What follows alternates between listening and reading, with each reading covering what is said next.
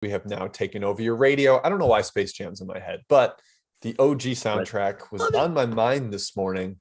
We're here. It's the Field of 68's Best Bets show presented by BetRivers. We are the three-man weave. It's Friday of conference tournaments. That means quarterfinals, semifinals. Kai, we got a ton of bids being decided tomorrow. But that means today we have good game after good game after good game. Made the outline last night, and it was overstuffed. There was too much. I couldn't even figure out what all to put on it. I actually messed up a time. We had to make a late switch. Kai, do you have a takeaway from yesterday? Oh, gosh, Jim, not really, but this continued yesterday from the other games we saw earlier in the week. How many overtime games? How many last-second shots? How many comebacks have we seen during this conference tournament week? It's been incredible. Every single game is awesome, Matt, throughout the day. I was watching maybe like 30 basketball games yesterday, and all were good. It's an exciting time. Today should be just as good. Yeah, it's a great time to live bet. My God, how many comebacks were there yesterday? Like, just basically wait till your team or other team, whoever you're rooting for, gets down 10-20. It's loser go home or winner go home. So it's no surprise that you're going to see these furious comebacks and rallies. And then, Jim, I think you mentioned this the other day.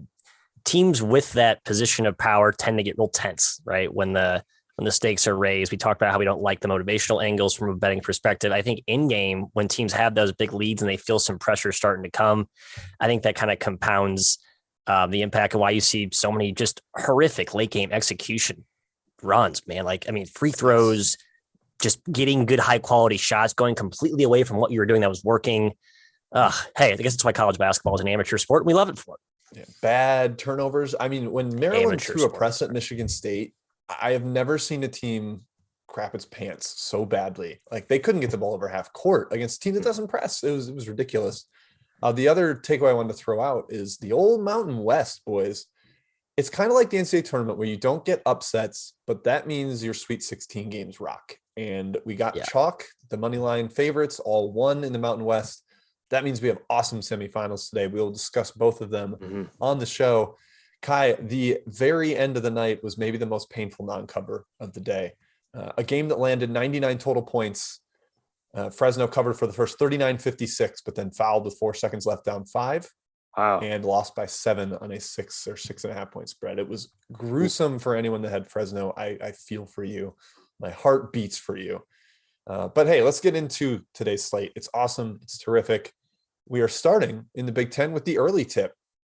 Indiana, Illinois. Matt, your alma mater is getting faded hard by the market. They are not interested in backing the Hoosiers after the miracle comeback yesterday. They had lost 7 of their final 9 down the stretch, but they don't typically get blown out. That's kind of a feature of this Hoosiers team. Now Illinois is laying 6 points. Is that a little high for you, sir?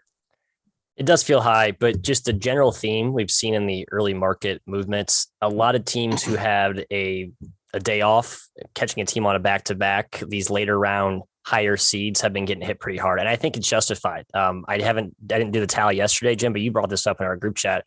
A lot of those teams did really well yesterday. So I think you're seeing that carry over in the way the money's coming in, on top of the fact that IU just put max effort in that mega second half comeback. Kai certainly does not bode well for the Hoosiers.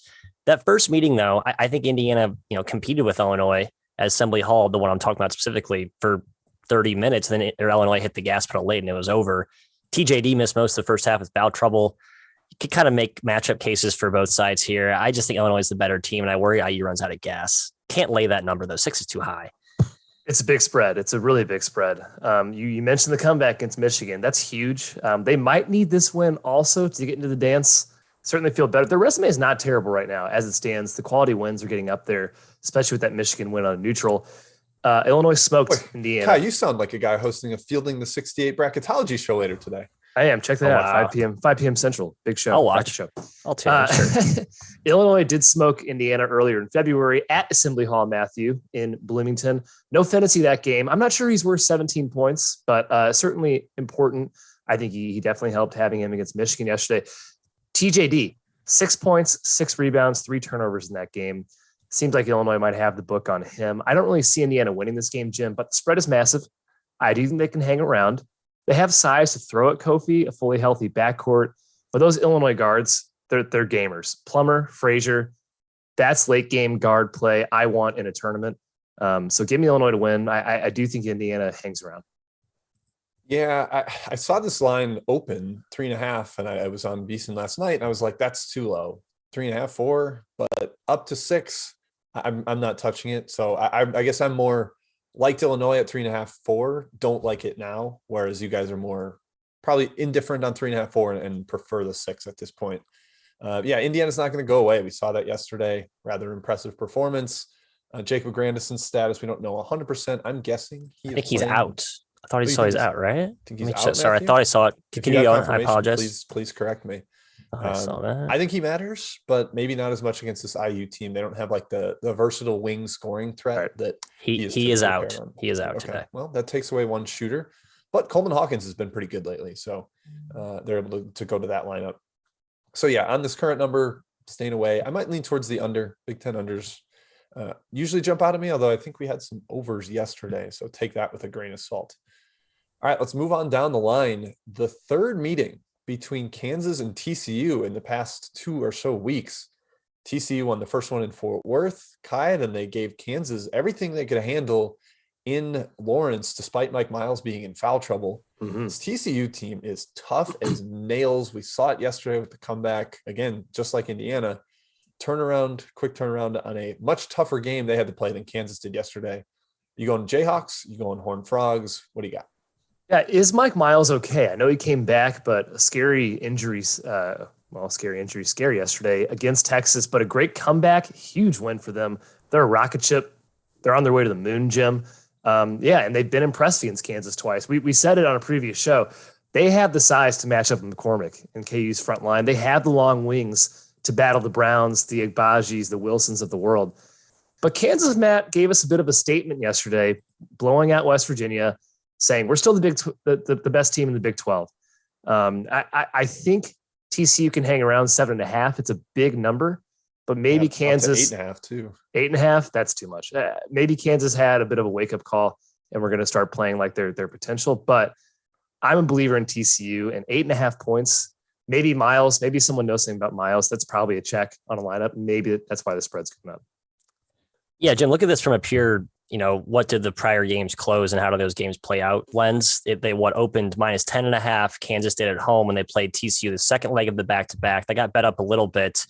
So now they're only laying 2 points more. And what I would argue is, while it's not it's maybe a better spot because TCU is coming off that back-to-back and mounted that huge comeback. I mean, you can kind of slice that cat both ways. Skin that cat, slice that cat's a little too vicious. Skin that cat both ways. I mean, skinning isn't really a great imagery either. No, it's not, but it's a saying. So I'm just going to stick to the idiom there. So I went back and forth, all things considered here. I do lean Kansas though. And I know I've not been impressed with this Kansas team, Jim. You've mentioned this a few times, but I think that's the right side just on a pure price perspective. The way TCU can just bully you up front, they're just a bunch of men. Yep. Yeah. Big at 8.5, boys. I'm leaning TCU. I just thought, like Matt said, that spot was so perfect for Kansas to blow them out. The second meeting after TCU had won and also beaten Texas Tech, and they couldn't get away from them. Like I don't feel like this spot is that much worse, despite yesterday's games going very differently for these two. A lot of the matchup points that both these guys cited already, I think, are valid. Yeah, TCU, that just feels a little too high for me. Look, they got down by 20 yesterday and came all the way back and won. Like we're saying with these dogs, they do not go away in this postseason setting. So yeah, lean towards the dog. All right, let's go to the SEC. LSU and Arkansas, another very recent matchup between these two. Matt, Adish Toney is out for Arkansas, pretty versatile defender. I think his absence mattered against Tennessee. I sort of think it matters again today. That's a guy they could throw at Tari Eason or Darius Days, two of LSU's key scorers. How do you see this one playing out? Both these teams away from home now on a neutral floor, no home edge. That makes things different. What do you got? I think the most recent meeting between LSU and Arkansas is a better indicator of what we see in this matchup. LSU played them very close at Bud Wall. Now you're in a neutral. Money's taken Arkansas up to 3.5. I like LSU, Kai, at the current price. I think this should be closer to a pick. I think the Go Tigers are trending back toward the version we saw in the early non-con. Obviously, I think they picked off some worse teams, and they're very good at beating bad teams, but I think they're playing really well, and they've proven against high caliber competition. Once they got Xavier Pinson back, I lean LSU plus 3.5. I think it's a pretty good wager. Yep. LSU, best bet. LSU. Yep. I'm surprised at the spread, frankly. I'm surprised Arkansas is taking money. I think Tony out is a big deal. That LSU Mizzou game, that final score is not indicative of how that game played. Excuse me. Late game run by the Mizzou Tigers, spoiled that cover for LSU. Arkansas not being healthy, Arkansas not being at Bud Walton, which, by the way, LSU should have won that game at Bud Walton just 9 days ago. Gives me confidence LSU can hang around. It's going to be a scrappy game. They're strong defensively, both sides. It's going to be up tempo, but not much efficiency, in my opinion. LSU plus 3.5, best bet. Yeah, we are in agreement here all across the board. That number is strange to me. Yep. Going up with an injury on their side. I don't think there's an LSU injury we don't know about. I think it might just be that Arkansas is playing that well lately. But it's also that I think it's that theme, the money where the team's gotten rest, playing the team on back. But I think there's like 10 games on the board that have been same movement. Yeah, I'm not sure I buy that either. LSU was up 20. Well, yesterday, I don't know. LSU was not stressed out yesterday. Mizzou backdoored the heck out of that, but I don't feel like LSU is getting into their legs or anything. And they're a deep team. But Kai, I'm with you, but like yesterday, I didn't do well, and I played a lot of those dogs who were coming off of a game before. So I don't know. Maybe I need to respect it more, and the market clearly does. So, well, the teams are getting rest or better, right? To start with, but I think LSU is just as good as Arkansas, for instance. Yeah, I'm saying that's the number. How good a team is in the number. So the situational edge, I guess, just didn't play it was underrepresented in the number. All right, sorry, Jim. We're done debating it. Back to you. Okay. Yeah, Abilene Christian is a team that is invincible to any sort of wrestling. Yeah, it's true. They're an outlier right now. Ridiculous. Okay, let's start with one of the Mountain West semifinals here. San Diego State, Colorado State. I mentioned the San Diego State game last night. A crazy cover for the Aztecs, undeserved. I will strongly say, but an easy under. Kai, just one of the uglier games you'll see. It was like 80 points with 2 minutes left. Then they got a little bit of late game fouling type stuff. There was a point where the live total was under 100 or early in the first half. So that just tells you the way these Aztecs games play out. Both these first two games were kind of bizarre. I can let you talk about that a little bit, but there's a feeling of Dutcher sort of owning Medved. Are you buying that? I think San Diego State has their number. Yeah. Last year, up by $1 billion, they lost, won the second game pretty easily. This year, split. Second game was close, but Colorado State did have a 20-point lead in that game. Maybe they fought back just a little bit there. Yeah, you're right. San Diego State's off that insane win. Their defense is just crazy good. 0.77 points per possession. They held Fresno State to. And Colorado State maybe should have lost to Utah State yesterday. They survived a war in that game themselves. I'm going with defense here. I'm going with Dutcher history. Matt, did you know Brian Dutcher has made the Mountain West final every single year he's been the coach of San Diego State? I did not know that. I like good data points. I appreciate that. Great factoid. And he had a team that wasn't very good early on, correct? Yeah. He had that one really, really bad team. Not bad team, but just very disappointing team. I think the money got this one right again. Colorado State opened short favorites. Now San Diego State's sitting at -2 at most shops. I think that's where it should be. But based on that, if you accept the price is sharp, I'm with you guys. The gut tells me that the Aztecs are the right side. And I think in these conference tournament games, your gut screams something. You trust it. You listen to it, Kai. You let it in. So I'm riding the Tex. I think you guys ride. The way they shut down Roddy in that offense in the second half of the game in Fort Collins was like, oh, wow, they have completely debunked this offense. Yeah, I also like the under. I think these Mountain West unders are pretty solid bets. These teams are grinding. There's always one team in a matchup that wants to play in the half court. Even Colorado State's not going to make this a track meet. I love the back-to-back angle. This number hasn't been bet down, which surprised me a little bit. So there's definitely value in it to me still. So I lean towards the under there. Considered it for a best bet, but not going there already.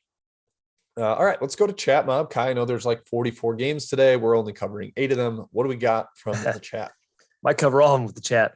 We're going to start with Fernando 2-pack here. Temple and Tulane is a very popular question.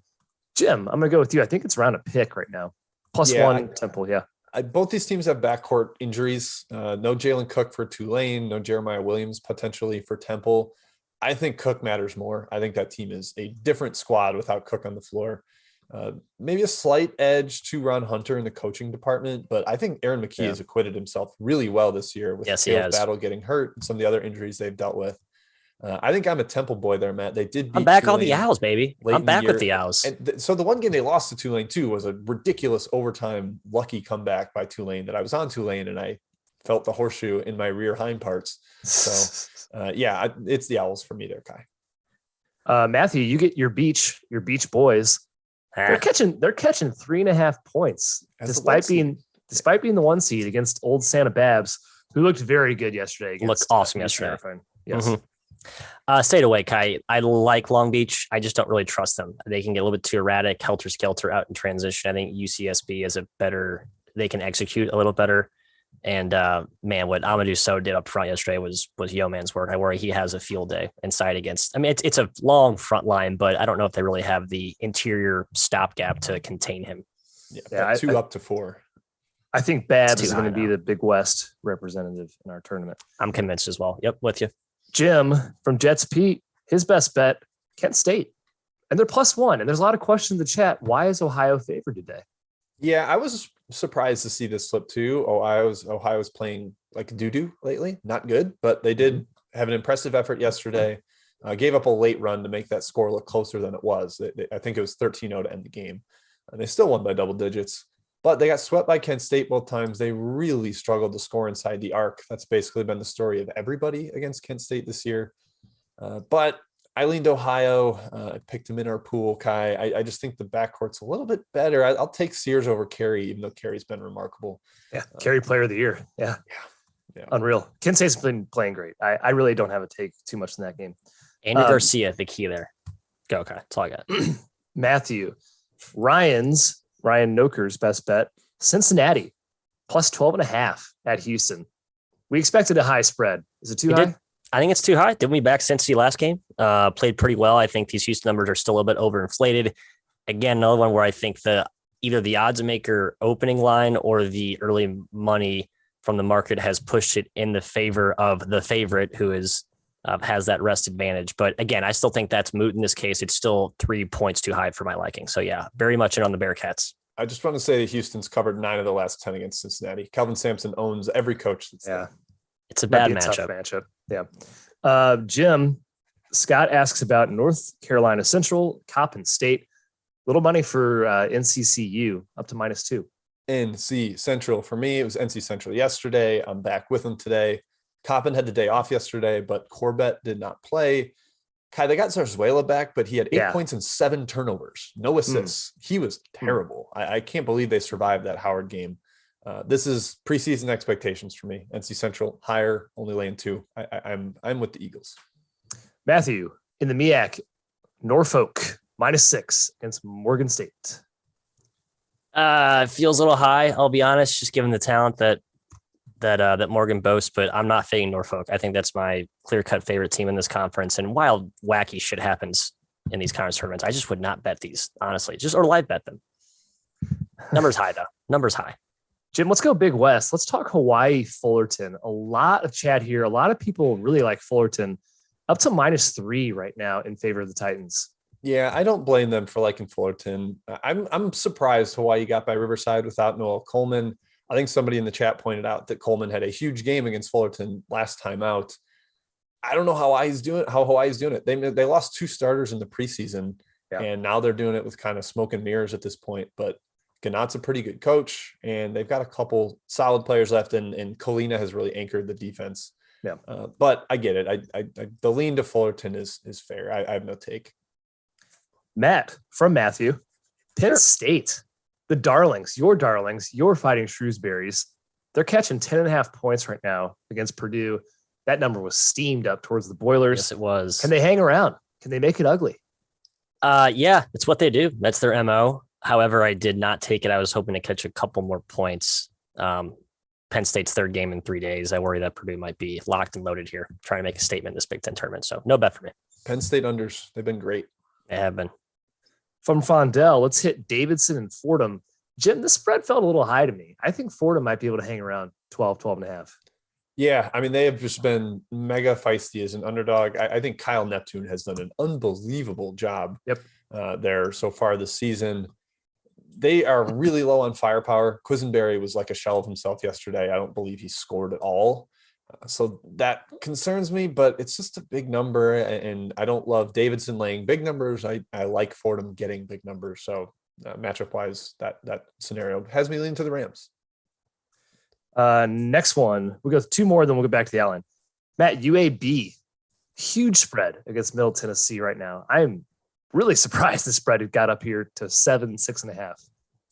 Well, first, I'm just saying Ryan A in the chat mentioning Quisenberry is officially out today. So just to note that. But you're right, Jim. He was a shell of himself, so I'm not sure he's even really relevant. They play fine without him. Yep.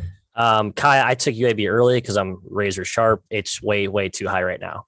If you're a believer in this Middle Tennessee team, which I'm looking at the ATS standings right now, there are only a handful of teams that have outperformed them. Now it's time to hop in. Catching 7 against a UAB team that I think has shot a little bit out of their ass recently. Certainly feels like a decent wager to counterpunch against me. Yeah, I mean, 7 points from Middle Tennessee. Yeah. The way Jefferson did not play yesterday, by the way. Yeah, it's true. Yeah, which is important. They should have lost, by the way. Last one here from Kyle before we head back to the rundown. I got everything written down, folks. Worry not. Seattle, Abilene Christian. Jim, Abilene is favored by 2. I want to say this real quick. Abilene is a 32% 3-point shooting team. They have shot over 50. They have shot over 47 their last 2 games. I have faded them both times. Yeah, I'm frustrated. Jim, what do you think? Yeah, is this a case of a team just getting hot at the right time, like old Oregon State last year? Yeah. They've also forced like 25 and 22 turnovers in the 2 games. That helps too. But Matt, this is a case where one team's playing, I guess I don't need to go to Matt, but one team's playing 3rd game in 3 days, and they're all about pressure and intensity and physicality. And Seattle's been off, and they're maybe the best ball handling team in the conference to not turn the ball over. I like Seattle's fresh rested guards, but I've been fading Abilene Christian too, Kai, and it's been painful. So Seattle, I think they should be a slight favorite. Catching 2, better spot, rest, preparation. I think that matters, or maybe it doesn't if ACU still shoots 60% from 3. I like both of the favorites / 1 and 2 seed. Let's not getting the double, triple bye. So we'll get there in a second, but just a teaser. That's where I stand on both games there. All right. Big East semifinals. We're back to the outline here. UConn-Villanova. This was meant to lead off the show, but idiot Jim had Indiana, Illinois down here, and we had to hit that before we got to tip. So UConn-Nova, different games yesterday. UConn kind of manhandled Seton Hall, as called by yours truly. All right. Nice. And Villanova got down 17 early, barely survived that game. A couple big free throws by Brandon Slater. Kai, does Villanova get a little revenge for the late game shenanigans at UConn where there were some dicey calls, I would say? Oh, yeah, absolutely. And Nova, man, they survived that St. John's game. Down the entire time. What a comeback for them. UConn, not really fazed by Seton Hall. They split the season series, Jim. You mentioned that game. They won the first game. Snogo in that last game was a beast, 20 points. Matt, I gave Eric Dixon a lot of credit, but he lost the war there. And there isn't much depth behind Dixon. They have to go Slater or Samuels at the proverbial 5 oftentimes, and that's a matchup issue. Now, it's a matchup issue on offense for Villanova as well, because UConn cannot handle that 5 out when they go Samuels or Slater there. When it gets down to crunch time, we're in the semifinals of the Big East. I look at coaching, especially here. Jay Wright, a billion times I trust more than Dan Hurley.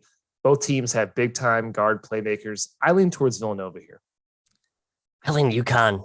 I was so impressed with Connecticut's defense yesterday, just swarming. If they bring that level of intensity against what you guys short-handed Seton Hall, playing a team without a point guard. I don't care who they played. It was mega impressive. I was very impressed.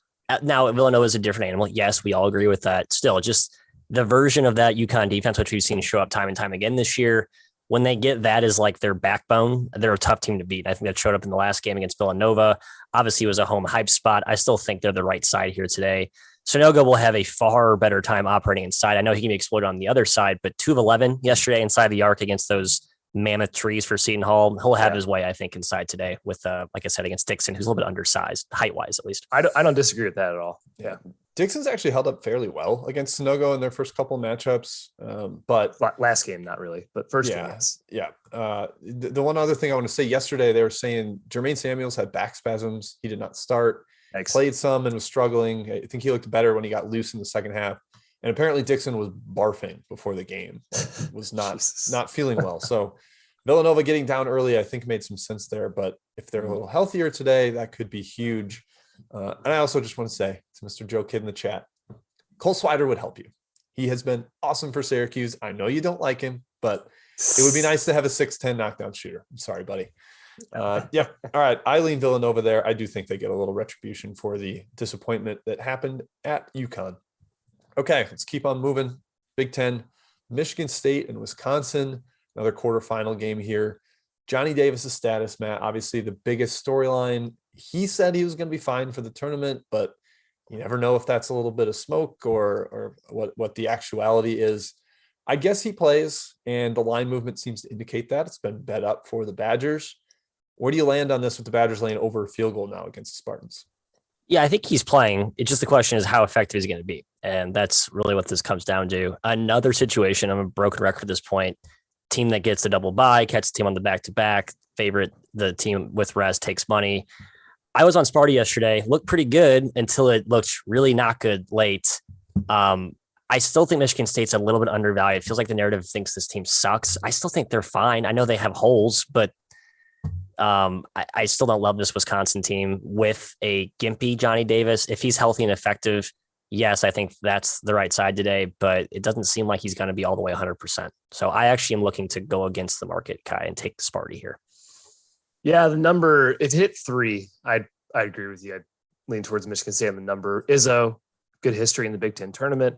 They have a game under their belt in this tournament already. Now, they didn't look great against Maryland. I will say that. But Wisconsin's poise, their experience, I think that plays well in the tournament here. So if Davis is healthy, I kind of think they're in it for the long haul. The Big Ten tourney could win it. So I lean towards Wisconsin. The number value, I agree, is in Michigan State. Yeah, Kai, yeah, I'm seeing some 3s and 3.5. So it's out there if you want to get the dog. Yeah. But yeah, the Davis thing, I'd like to see how he looks in warmups and that kind of thing before I take a strong stance on that game. Also, Michigan State was really good until they got pressed yesterday. Wisconsin's not going to press them. That is not a concern. Yeah. I don't think Greg Gard's going to look at that film and be like, all right, baby, it's time to roll out the 1-2-2 pressure that we have. No, that's not a Badger tenet. So also, Jim, another game where under took some money. I know you're advocating for Big Ten undas, so another one that holds up there. Yeah, I guess I'm a little surprised there. Michigan State's one of the faster teams. Whisconsin has weirdly been a bit of an over squad this year, but yeah. Overs were actually 4-0 yesterday. Wow. Yeah, Big Ten there was a lot of scoring in the Big Ten yesterday. Maybe it comes back down with more teams playing back-to-back. Yeah, exactly. Okay, next one, Virginia Tech and North Carolina. Kai, I have to admit, I was very impressed by the Heels yesterday. Very much an emotional letdown spot after they got their egos blown up for the big Duke win on the road. They certainly were touting themselves on social media. I was again very impressed. They put Virginia away immediately. Mm-hmm. Meanwhile, Virginia Tech got a second straight win following OT. Does that start to catch up to their legs today? That's the big question. Yeah, we're seeing peak UNC right now. This is the team we expected all season. They're up to 25 in KenPom. Yeah, they killed Virginia. Won at Duke, obviously. They won at VT a couple weeks ago. That's 6 straight wins for this team, Matt. They are really firing on all cylinders. Tech, though, making its case for the dance. A win here likely seals it. They've probably overtaken Wake Forest in most bracketologists' minds, I would imagine. UNC did win both games during the season. They have such an edge up front. Aluma, plenty of counters for him up front. It really comes down to shooting for Virginia Tech. Can they get looks against this UNC perimeter? I tend to think so. The Leaky Black is an ace defender, as we all know. Tech, Matt, also has been overcoming some very unlucky shooting splits during ACC play. Mm-hmm. I think we're seeing that regress towards the right side. They're 13th in free throw percentage defense and 14th in three-point percentage defense in the ACC. I lean towards Tech catching points here, but I am very weary against a UNC team that looks great right now. I was just going to say Virginia Tech was 5 of 26, the most recent meeting against UNC from downtown, just a microcosm of that point you brought up. I am just very in on this version of UNC. You're right. Basically from that Virginia Tech game, I'm just mentioning, even though there was adverse shooting splits there in Virginia Tech's face, the way they played the Duke game to follow it up yesterday with an emphatic win, I'm backing on UNC. So hey, Duke folks, fans, I guess that's me included. I think UNC could pop Duke again in the title game. Yeah, they have every right to be this good talent-wise, and maybe it just took a first-year coach some time to get in the groove. I also feel like they started to think about the fact that they didn't have a big win, and it kept catching up to them. And now they kind of got that monkey off their back. Having beaten Duke, they're like, okay, we're actually the team that we thought we could be. Maybe people thought we could be. So I'm leaning towards North Carolina continuing to run with Virginia Tech having the extra game under their belts and the fact that it went to overtime. So that one's dicey, though. That one is very dicey to me. All right, last one on the outline, guys. Wyoming, Boise State, the second semifinal here in Vegas at the Thomas Mack. Wyoming and Boise both snuck by yesterday. A giant 3 by Xavier Dussel saved the Cowboys, who could not make a layup against the UNLV defense. And Boise, and that Nevada team was feisty, but they continued to be very good in close games. Matthias, what do you think about this matchup? I've seen Boise with a little bit of a matchup edge here when I look at it, but what do you think? Yeah, the Maldonado post-up cheat code was at full form yesterday in the first half, and that's what Boise has to stop. And Jim, I think they can, right? They have those big physical wings. Yes. ACOT is the exemplar of that can body him. And Boise is like really the only team in this conference that has, one of the few teams in the country that has that type of DNA, Kai. So that's a huge matchup component there. Price-wise, I guess it's about right. I tend to think Wyoming's a little better than the 3-point dog that the current number reflects. What do you think? I'm staying away, though. Well, first of all, huge win by Wyoming over UNLV. I think they're locked into the field now, which is great for Jeff Linder and for all of us. We want to see Wyoming in this tournament. Cherry on top, though, if they win this game, I'd say they have a very good shot at a single-digit seed, which you'd probably prefer in the NCAA tournament. Split the season series. Wyoming, I would argue, probably outplayed them in both. They only lost by 3 at Boise. They didn't have Dussel in the lineup. In theory, though, I agree with you guys, Boise has the tools to defend Wyoming. They have Armos inside to defend EK. They have the big wings in Acot and Kigab for Maldonado. On the matchup, I lean towards Boise. My heart, Jim, my heart is with Jeff Linder and leaning towards Wyoming. Your heart will go on. I love it. Yeah, I actually do kind of lean towards Boise. EK has been not good lately. Matt, I'm working on a take here. What do you think about this? Yep. EK is better against bigger defenders because everybody else flops against him and his main moves don't work. His body control isn't quite there, right? Like he's just so hyper physical and he can you pull the chair out from under him when he goes. Like yesterday, he got a foul because he turned and his elbow hit a face instead of a chest. Like he's playing somebody smaller than him. And so G Martinez in the chat pointing out EK had great games versus Boise. I think because Armish is like this big brute that wants to bang with him, EK's like, this is what I crave. The body craves contact. So yeah, I don't know. Today's the EK game. I don't think today's the Maldonado game. I guess you're trying to screw that good. I think EK gets the most BS calls on him in the country. Maybe he does. The Shaq treatment, the Kofi treatment. Yeah. Okay. He's just targeted. Real quick, I saw Jordan Majeski speculating about that yesterday. Somebody asked him, they were like, is this team in trouble in the tournament because no one's reffed these guys before? And Jordan said, like, yeah, they're two guys that are always exposed to fouls, and it's their two best players. Like, I think that makes them at least something to think about as you're lining up your bracket there. Yeah, Mitch said the Zach Edey special. That's right. Just flips charges on their heads. Yep. Okay. Let's get back to the chat, Kai. Make sure to hit that like button, folks. We're up at 86. Love to see that. Let's hit our triple digis and let's hit some more questions. Let's do it. Let's do Big Sky. Portland State, the darlings. That's my territory. Against Northern Colorado. I want to say this before you go, Matt.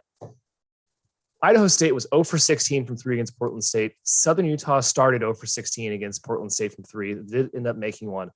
I mean, you talk about horseshoe up your butt. Portland State might have it. They do play great defense. They haven't playing well offensively. Who do you like in this game? Didn't bet it. It's a hard stay away. I have action in the other Big Sky game, Kai. I don't really trust Portland State's intelligence offensively, but yes, they are talented. Yes, their defense can be disruptive and they are deep. So I think the third game in 3 days thing is not going to wear on them as it might other teams in the same spot. Jim, you get the other one. Weber State, Montana State. Weber State is favored by 1. I'm a little surprised by that. Yeah, I liked Montana State yesterday, and obviously the market said, Jim, you idiot. What are you talking about? But they looked healthy yesterday. I think that was a concern coming in with Bishop and with Bello. So I like Montana State there. Weber was so bad down the stretch. Some of the losses they took, they're kind of like a pickup basketball team. It's just a spread out. One guy goes one-on-one, which not really what I expected from Randy Ray, but the talent is there to do that kind of thing. I just think Montana State's too disciplined to let it happen to him. So, yeah, I like the Bobcats. I'll take Toledo Akron.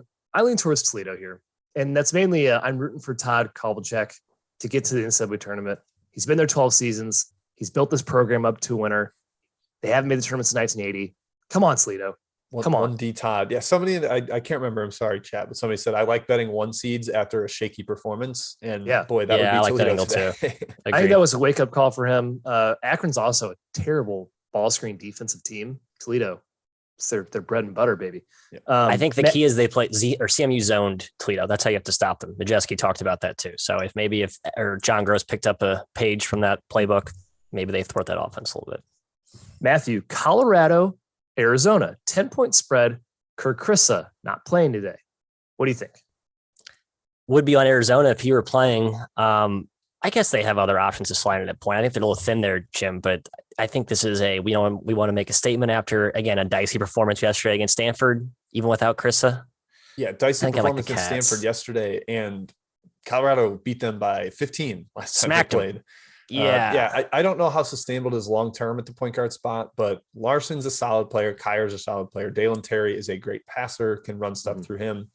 I think they need Krisa's swagger in the tournament, just kind of what he brings emotionally and energy-wise. So that really concerns me if he's gone, but I kind of lean to Arizona today, and I think it's telling that everybody knows Krisa's out, and the money is still shading and moving the line a little towards Arizona. All right, 2-pack from Ryan A. Jim. Vanderbilt, yesterday's darling, came back against Alabama in stunning fashion. The camera could not stay off Scottie Pippen Sr., just kept showing him every single effing second of the game, drove me crazy.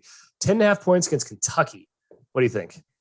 Man, I liked Vandy last night, opener 12.5 at Westgate. Like, whoa, that's off market. But yeah, where it's at right now is a little shakier. Again, I said it yesterday. This version with Chapman and with Robbins is a different Vanderbilt team. Chapman was like a top 4 player on a 29-2 team 2 years ago. A one seed team. He's legitimately awesome. Robbins was dominant in the Big Ten. Scottie Pippen's a star. Yeah, I'm with Jim. I think the line's too high, even at the current price. Freeze up Pippen. Yeah, I'm leaning towards Vandy there. I don't think they went outright like they did yesterday, but I think 10 is too big. Matt, UMass Dayton, 10.5 point spread, similar spread to Vandy, Kentucky.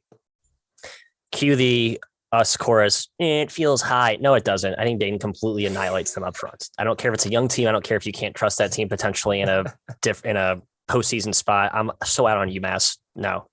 They're 3-0 since they fired McCall, which is wild. I know. Maybe, is that a thing I'm missing? Crap. No, maybe I think you're right with the upfront domination. It's just interior bloodbath. All right, Jim, VCU, Richmond, same conference, rivalry. Obviously, these two teams come from the same city. 3.5 point spread. Yeah, VCU is just a terrible matchup for Richmond. The way they defend the Princeton type stuff, the length and athleticism they have, it is a problem. VCU swept them this year. The one at VCU was like a laughable blowout. I think they complete the 3-game sweep, the triple sweep against an experienced team. And VCU, obviously, very desperate bubble-wise. So go Rams. From Steven, I'll take this one. St. Peter's, Quinnipiac, 7-point spread. MAC tournament, Quinnipiac. St. Peter's is a tough matchup for them, I will say. But the number, I think, screams Quinnipiac. In the MAC as well, Matt. Ryder. Monmouth, does Ryder keep their insane streak going? They've been shooting just lights out against Monmouth, who is a 4.5 point favorite. I do lean Monmouth, but man, I'm with you, Kai. I think just betting dogs like blindly in the MAC is a pretty good strategy here. And the way Ryder's been playing it, Dwight Murray's a star. They've basically retooled that defense, and it actually looks like a fairly intelligent team, which is not something we've said a lot about Kevin back at coach teams in the past. But they out executed Iona last game. So kind of have to believe what you're seeing there. All right, Jim, Auburn, and Texas A&M. This one did not make the outline. Kyle, ask about this question. Matt, first of all, you should start spelling your name with 2 A's, like the MAC. Matt. I like that. Yep, there we go. I'm in on that. But yeah, Auburn, Texas A&M. I like backing Auburn at home. They are not playing at Auburn Arena. I think they're a different team away from there. Maybe a little high, but Texas A&M had a weird day yesterday. Got up huge on Florida, nearly blew. They had a 99.6% chance to win heading into like the final minute. Somehow went to overtime and they did survive, but boy, they almost choked it away against Florida. I don't have a super strong take there, unfortunately. How about Tennessee, Miss State? Line's high. 8. Yeah, it's too high, but not playing it because I respect Tennessee and I don't respect Mississippi State outside of Stark Vegas. Yeah, and Tennessee already won in Stark Vegas fairly convincingly. Which is hard to do. Not many teams that this year. Yep. Miami and Duke, 9-point spread. Jim, does that feel high to you? Feels a tad high. I kind of want to defer to Matt here. Matt, are you worried about Duke? That performance yesterday stunk, and it's coming off a game where they did not play well against UNC. I don't know if they're starting to feel pressure with late season stuff with Coach K or what it all is, but yesterday was alarming to me. Yeah, I turned a blind eye to a lot of the warts this team this season. So now I'm finally waking up and smelling the roses, Kai, and Duke is atrocious in defending ball screen coverage. As my guy Mitch is pointing out in the chat, Miami exposed that just on repeat in the meeting at Cameron. I think they do that again today. So I think the over is actually a great play. I think there's a ton of points in this game. Efficiency should be sky high. Miami got him with a lot of backdoor stuff too, like the off. Yeah, backdoor cuts, just basic stuff that Duke just cannot defend. All right, Jim, you get UCF Memphis, then I'll finish up with a twofer, and then we'll hit our best bets. Okay, UCF Memphis. Memphis absolutely destroyed them in the one meeting they played this year. No Isaiah Adams, no Brandon Mahan for UCF. They barely got by South Florida. Granted, that's a rivalry, but I think this Memphis version with DeAndre Williams is really good. I kind of see this as a parallel to UNC, where they're on the way up. They just had a big win, and you could talk yourself into a letdown performance, but I actually kind of buy what Memphis is doing right now. All right. Southland Dogs was a question. I like the favorites. We talked about the semifinal advantage here, but also Nicholls State and CELA were the two best teams in the conference all year. The record barely shows that for CELA, but I think that the talent wise, it's not even close. So I like both the favorites actually in those games. Yeah, I like NOLA. I like the dog in that one. Ooh, I disagree. Nolans. Yeah, they barely got back by McNeese. They probably should have lost. Yeah, and CELA doesn't foul, and that's the only way New Orleans scores is we need 40 free throw attempts. And they took, I think they were 1 for 10 from three yesterday. They have the lowest 3-point rate in the country. Yeah, it's frustrating. CELA can shoot the crap out of the ball. If they ever played Bakersfield, I would never. That game should be played in a dark dungeon. Just no laws. Bakersfield, horrible basketball. All right, let's hit best bets. I gave mine out already. It's LSU +3, +3.5. Go Tigers. Is it me? Am I up? It is you. I'm checking the number. I'm seeing hooks pop up on my New Mexico State, which is my first best bet. -2. I think it's -2.5. I would take it up to 3, but I'd like to endorse you buying the hook to 2 as Kai and Jim shake their head. Don't buy the hook. Oh. The Aggies, again, I like the Aggies and the Red Hawks. The top 2 seeds in this field, similar as the WCC tournament, just a huge advantage with the way that bracket's set up. It's a team that's been the best team in the conference, in my opinion, this season, even though they've had some blemishes emerge. Chris Jans, I think they reassert that they are the class of this conference in a pretty short spread against a Grand Canyon team I'm not super in on. So first best bet right there. And then my bigger best bet is Rutgers +7. Touchdown against Iowa. Bigger. Really? I know Iowa's on fire. I get that. But they already beat Iowa once. I know it was at the rack, but 7's a lot, especially they won this game. They're basically in. I know they're not even safely in right now. I just like Rutgers here. I think they're ready to go. Yeah, that one did jump out as a little high, but Matt, I'm kind of buying what Iowa's been doing. Like that team is good. I buy it too. I mean, I gave them another massive upgrade, and I guess we talked about how like these situational spots work more of like a nerviness as opposed to like a hype spot. So maybe I'm kind of talking out both sides of my mouth there. But Rutgers too high. Don't overthink it, guys. Yep. All right, 2 best bets for me. One side, St. Bonaventure -1. It's down to 1. As I look at my my board here for BetRivers, love that. So I don't have to buy the hook, Matthew. I just get me a nice -1. They swept SLU this year. This is a completely experienced team that won this event last year. They made the NCAA tournament. They have more rest for a team with 5 players. I think that matters a lot. I love the Bonnies today. Big Bonaventure guy. And then the second one is one of the Frisco Disco unders, CUSA. North Texas and Louisiana Tech under 121.5. North Texas has been a terrific under team all season. Their defense is ridiculous, and they really stretch out possessions. And La Tech played a really low scoring game yesterday against Western Kentucky. Had a best bet there. So I'm sticking with Louisiana Tech unders. That's it. Under 121.5. That's it for me. Anything else to add, gentlemen? Should we watch some ball today? Let's watch some ball. All right. Fantastic. We'll be back again tomorrow. Again, it'll be at the normal weekend time. So 11:15 a.m. Eastern will be on the 15th tomorrow. So I believe the America East game will have started by then, but that's okay. We'll talk about it as we go. But thank you to BetRivers, our sponsor. We appreciate you helping us out. Field 68, you're the best. And to Dagan, our producer behind the scenes, you're the man. Enjoy the hoops today, folks. Good luck to you.